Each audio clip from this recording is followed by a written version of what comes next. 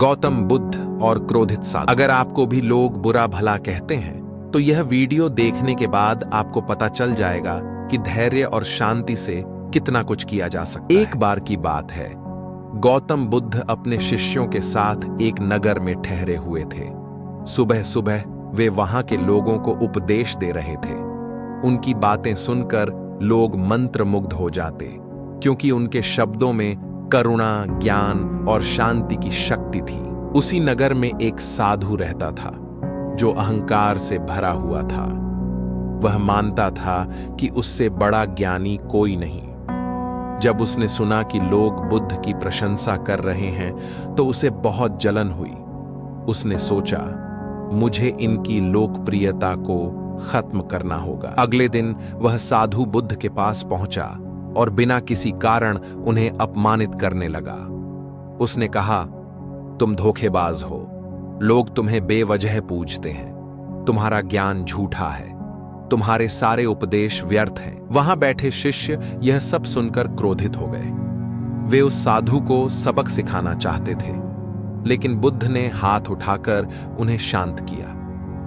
बुद्ध ने साधु की ओर देखकर शांत स्वर में कहा, भाई, अगर कोई व्यक्ति किसी को उपहार देता है और सामने वाला उसे स्वीकार न करे तो वह उपहार किसके पास रहता है? साधु ने थोड़ा सोचा और बोला, स्वाभाविक है, वह उपहार उसी के पास रहेगा जिसने दिया। बुद्ध मुस्कुराए और बोले, ठीक वैसे ही तुमने मुझे अपमान और क्रोध का उपहार दिया, लेकिन मैंने इसे स्वीकार नहीं किया, इसलिए यह सब तुम्हारे पास ही रह गया है। तुम इसे अपने मन में ढो रहे हो और यह तुम्हें ही दुख देगा। साधु यह सुनकर दंग रह गया। उसे पहली बार एहसास हुआ कि उसका क्रोध वास्तव में उसी को जला रहा था। उसका चेहरा लाल से फीका पड़ गया। वह बुद्ध के चरणों में झुक गया और बोला, हे प्रभु, कृपया मुझे क्षमा करें। आज आपने मेरी आंखें खोल दी।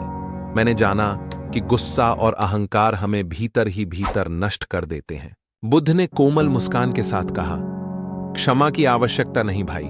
जब ज्ञान का दीपक जल जाता है तो अंधकार अपने आप मिट जाता है। सीख यह कहानी हमें सिखाती है कि अपमान और गुस्से का जवाब शांति और धैर्य से देना चाहिए।